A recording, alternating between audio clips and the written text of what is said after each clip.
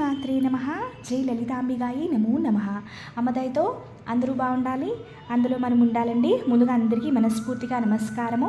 మన బంగారు లలితమ్మ గురించి 95వ శ్లోకంలో ఏం వివరిస్తున్నారో మనందరం చక్కగా తెలుసుకుందామండి.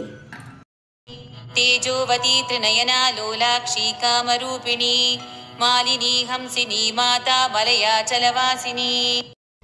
మన లలితమ్మని తేజోవతి అని సంకేతిస్తారు. అంటే ఈ ప్రపంచంలోని సూర్య భగవానుడు ఉంటేనే మనకి వెలుగు, కాంతి, వ్యవసాయాలు, కూరగాయలు, పళ్ళు అన్నీ కూడా లభిస్తాయండి.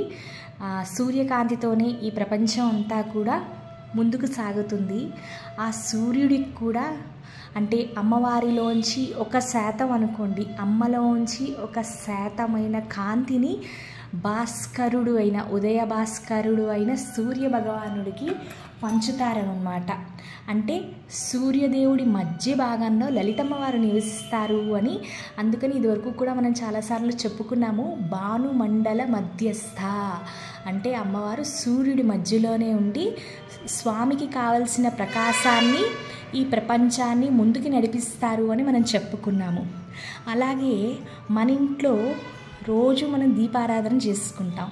జ్యోతి రూపంలో మనలోని లోపల అజ్ఞానాన్ని తొలగించే కాంతి రూపంలో అంటే జ్ఞానం అన్నమాట.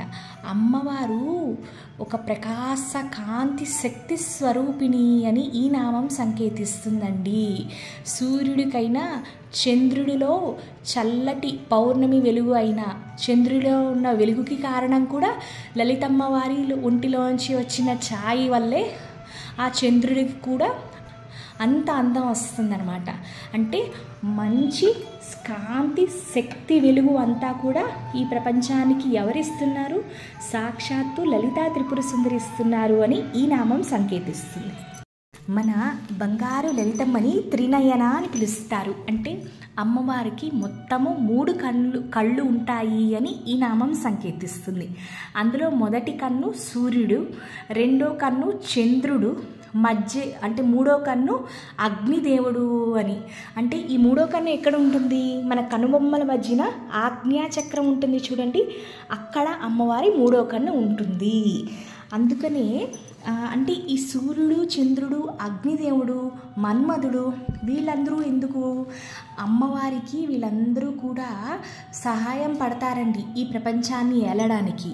వీళ్ళందరికీ కూడా అమ్మవారు అంటే చాలా ఇష్టము, పెద్ద భక్తులు. వీళ్ళందరూ శ్రీ విద్యా ఉపాసకులు అన్నమాట లలితమ్మకి. అందుకనే అంటే మినిస్టర్స్ అంటారు చూడండి, ఒక రాజ్యాన్ని పరిపాలించడానికి ఒక రాజో రాణో కావాలి.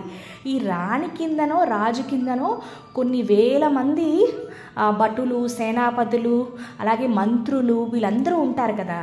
అలాగా ఈ చంద్రుడు, సూర్యుడు, అలాగే అగ్నిదేవుడు, మన్మధుడు లలితమ్మ చెప్పే ప్రతి ఉపదేశాన్ని కూడా తప్పకుండా ఆచరిస్తారు అన్నమాట. అందుకని అమ్మవారు కళ్ళ దగ్గర పెట్టుకున్నారు. అంటే అంత ప్రాముఖ్యత ఇచ్చారు చంద్రుడికి, సూర్యుడికి, అగ్నిదేవుడికి. అమ్మ కన్నుల దగ్గర పెట్టుకునే అంత అంటే అమ్మ కళ్ళతో పోల్చేంత ప్రాముఖ్యత ఇచ్చారు. ఇక్కడ ఇంకోటి కూడా మనం చాలా ముఖ్యమైన అది ఒకటి గుర్తుపెట్టుకోవాలండి. ఆడవాళ్ళు ఆజ్ఞాచక్రం మీద కొంచెం చందనం పెట్టుకుని దాని మీద కుంకుమ ధరించమంటున్నారు. లేదు మనకి రోజు అంత అవ్వకపోయినా సింపుల్గా ఒక చిన్న స్టిక్కర్ అయినా. ఎందుకు అంటే ఈ ఆజ్ఞాచక్రం దగ్గర అగ్నిదేవుడు ఉంటాడు ఆడవాళ్ళ దగ్గర. ఎప్పుడైతే మనము బొట్టు పెట్టుకోవడం మానేస్తామో ఈ ఆజ్ఞాచక్రం దగ్గర ఉన్న ఈ 3వ కన్నుకి ఎనర్జీ లోపలికి వెళ్ళడానికి అంటే శక్తి ఉంటుంది కదండి. ఆ ఎనర్జీ ఇన్ఫ్లో అవుట్ఫ్లో చాలా ఎక్కువ ఉంటుందన్నమాట. అంటే ఎప్పుడైతే మనం బొట్టు పెట్టుకుంటామో అది బ్యాలెన్స్డ్గా అంటే ఒక క్రమ పద్ధతిలో ఉంటుంది. లేదు అంటే ఇష్టం వచ్చినట్టు ఎక్కువ అంటే నెగిటివ్ ఎనర్జీ అయినా త్వరగా మనము తీసుకోగలుగుతాము, మంచి విషయాలైనా తీసుకోగలుగుతాము. అవి చెడు అయితే చెడు కూడా మనము తీసేసుకుంటాం తెలియకుండా. అందుకని మన పెద్దవాళ్ళు అంటారు, ఆడపిల్లలు చక్కగా కాటిక బొట్టు కళ్ళ నిండా పెట్టుకోండమ్మా, అది మన సాంప్రదాయం, మన తెలుగు వాళ్ళ సాంప్రదాయము అని. మనందరం కూడా పెద్ద జడ, కాటుక కళ్ళు, కుంకుమ బొట్టు, ముక్కు పొడక, చెవులోలాకులు ఇవన్నీ కూడా అమ్మవారిని చూసి నేర్చుకోవాలండి. ఆవిడకైనా సౌందర్యవతి ఎవరైనా ఉన్నారా? అమ్మవారైనా లాక్మే క్రీములు అవి రాసుకుంటారా? లేదండి, పసుపు అవి రాసుకుంటారు. నేనేమి అంత ట్రెడిషనల్గా ఉండమని చెప్పట్లేదు. కనీసం ఒక చిన్న బొట్టు, చుక్క అంత బొట్టు అయినా మీరు ఆఫీసులకి వెళ్ళేటప్పుడైనా, ఇంట్లో స్త్రీలు హౌస్ వైఫ్లైనా ఎవరైనా బొట్టు పెట్టుకుని, అలాగే మీ పిల్లలకి కూడా చెప్పండి. ఎస్పెషల్గా ఈ జనరేషన్ పిల్లలు మనం బయట చూస్తే ఒక్కళ్ళు కూడా బొట్లు పెట్టుకోవట్లేదు. వాళ్ళకి చెప్పండి ఆ బొట్టు ఎందుకు పెట్టుకోవాలి, దాని విలువ ఏంటి, ఈ ఆజ్ఞాచక్రం దగ్గర అగ్నిదేవుడు ఉంటాడు, అందుకని మనం బొట్టు పెట్టుకోవాలి అని వాళ్ళకి సంకేతించండి. లలితమ్మని లోలాక్షి కామరూపిణి అని పిలుస్తారండి. అంటే ఇక్కడ లోలాక్షి అంటే మన స్త్రీలు అండి, మన ఆడవాళ్ళు అని సంకేతిస్తుంది. మన ఆడవాళ్ళ లోపల ఉండే కోరికలు అంటే కామరూపిణిగా అమ్మవారు కొలువై ఉంటారు అని ఈ నామం సంకేతిస్తుందండి. లలితలో మనం ఏ నామం తాలూకా అర్థాలు తెలుసుకున్నా అమ్మవారిని మన కన్న తల్లిలా భావించే తెలుసుకోవాలండి.